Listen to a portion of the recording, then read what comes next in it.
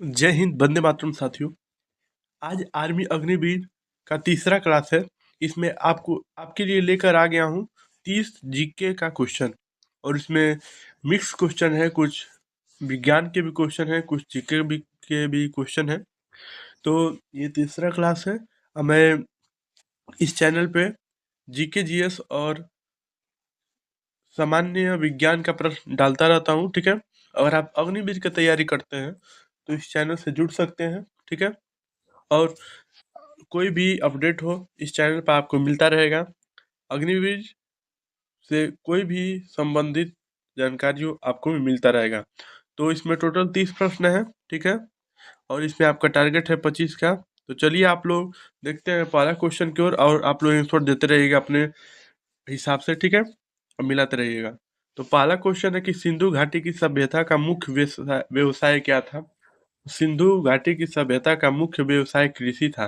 तो option C पे टिक कीजिए। ऑप्शन सी इसका राइट आंसर है, ठीक है। क्वेश्चन नंबर दूसरे पे आइए कि प्राचीन हिंदू विधि का लेखक किसको कहा जाता है। जिनकी कृति मनुस्मृति हिंदू विधि की प्राचीनतम स्रोत मानी जाती है, तो उनको मनु कहा जाता है। तो ऑप्शन ए इसका सही होगा। ऑप्शन ए पे टिक कीजिए। जितने लोग ऑप्शन ए पे टिक किए हैं उनका आंसर सही है। क्वेश्चन नंबर 3 है कि सौर मंडल का सबसे बड़ा ग्रह कौन सा है। सौर मंडल का सबसे बड़ा ग्रह बृहस्पति है। तो ऑप्शन सी इसका सही होगा। सी पे जितने लोग टिक कर रहे हैं उनका आंसर सही है। नोट्स आप लोग बनाते चलिएगा। क्वेश्चन नंबर चौथे पे आ जाइए कि स्वतंत्र भारत के प्रथम प्रधानमंत्री कौन थे। सबको इजी है, सबको पता होगा। ऑप्शन डी पे टिक कीजिए, जवाहरलाल नेहरू।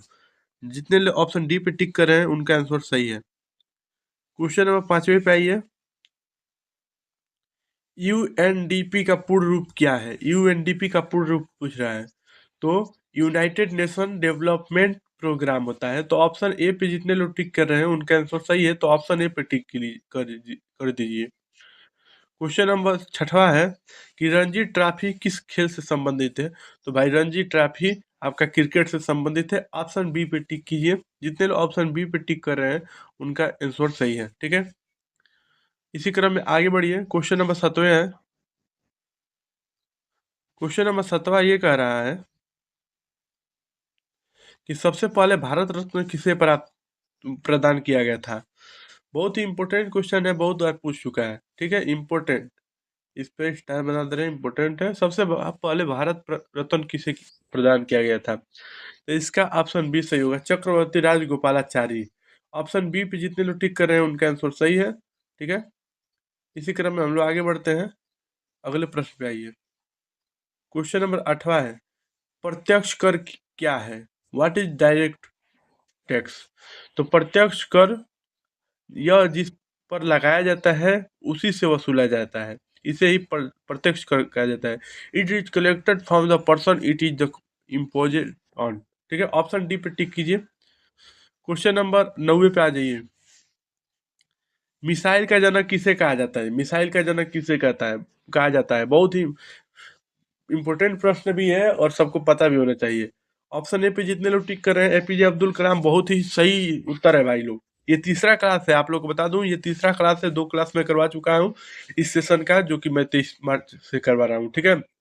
और उससे पहले भी मैं 2025 से रिलेटेड जितने भी जी क्वेश्चन थे अग्निवीर का वो मैं करवा चुका हूँ। प्लेलिस्ट पे जाइए इस चैनल में, वहाँ पे विजिट करिए, ठीक है। क्वेश्चन नंबर 10वें पे आइए। निम्नलिखित में से कौन सा विश्व का सबसे छोटा महाद्वीप है। ऑप्शन बी पे जितने लोग टिक कर रहे हैं ऑस्ट्रेलिया महाद्वीप। ऑप्शन सही है बी, ठीक है। आ जाइए आगे। वर्तमान में लोकसभा का अध्यक्ष कौन है। वर्तमान में लोकसभा का अध्यक्ष कौन है।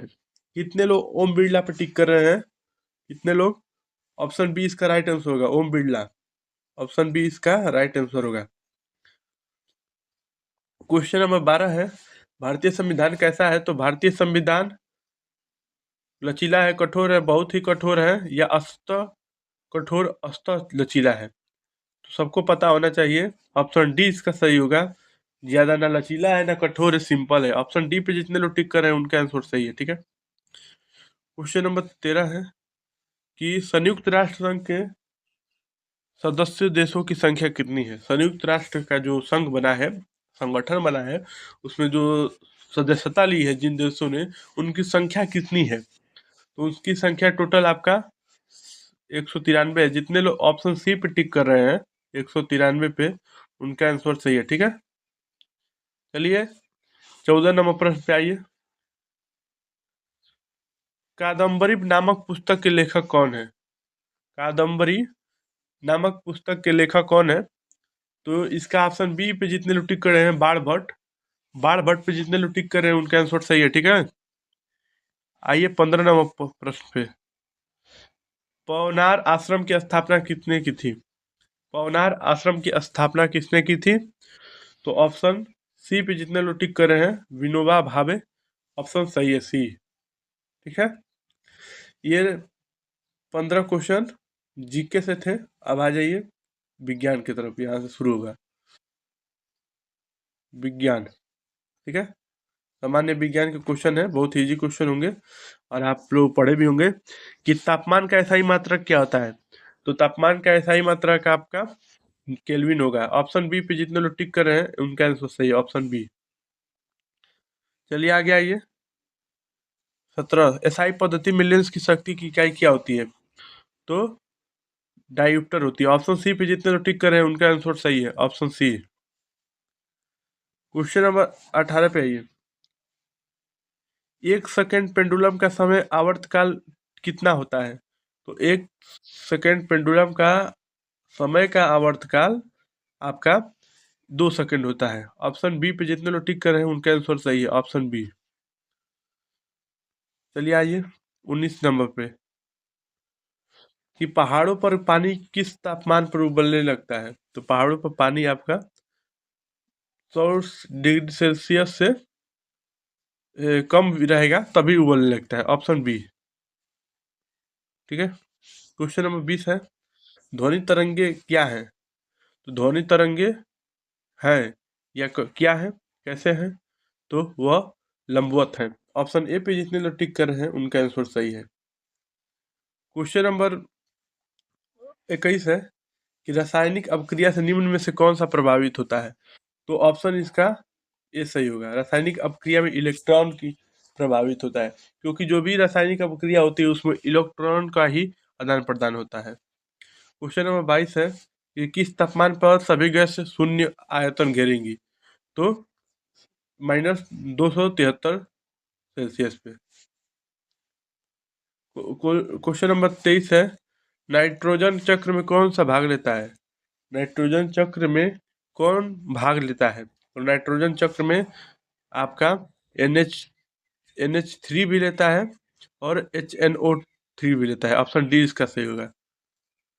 क्वेश्चन नंबर 24 से बेकिंग सोडा का रासायनिक नाम क्या है? तो सोडियम बाइकार्बोनेट। ऑप्शन सी इसका सही होगा। क्वेश्चन नंबर 25 पे आइए। वात्या भट्टी का प्रयोग किसके लिए होता है? तो वात्या भट्टी का प्रयोग आपका अपचयन के लिए होता है। क्वेश्चन नंबर 26 है कि अनुवांशिक उत्परिवर्तन किस में होता है? तो अनुवांशिक उत्परिवर्तन आपका DNA में होता है। ऑप्शन बी इसका सही होगा। क्वेश्चन नंबर 27 है कि मानव शरीर में लाल रक्त कणिकाओं RBC का निर्माण कहाँ होता है? तो आपका अस्थि मज्जा में होता है। ठीक है, क्वेश्चन नंबर 28 है प्रकाश संश्लेषण में हरे पौधे कौन सी गैस छोड़ते हैं? तो वह ऑक्सीजन छोड़ते हैं। ठीक है, क्वेश्चन नंबर 29 है मानव शरीर की सबसे छोटी हड्डी कौन सी है? तो मानव शरीर की सबसे छोटी हड्डी स्टेपीज है। ठीक है, क्वेश्चन नंबर 30 है कि मानव शरीर में उरोस्थि कहाँ पाई जाती है? तो आपका छाती में पाई जाती है। तो ये आप लोग बताइए कमेंट बॉक्स में, आप लोग कमेंट बॉक्स में बताते नहीं है कि भाई कितना आपका सही हुआ है। अपनी प्रॉब्लम बताइए, मैं उसको सॉल्व करूंगा। ठीक है, इस पर डेली क्लास में अपलोड करता हूँ शाम को 5 बजे। 5 बजे आपको आइए, क्लास मिल जाएगी। ठीक है, तो मिलते हैं अगले वीडियो में, तब तक के लिए जय हिंद, जय भारत, भारत माता की जय।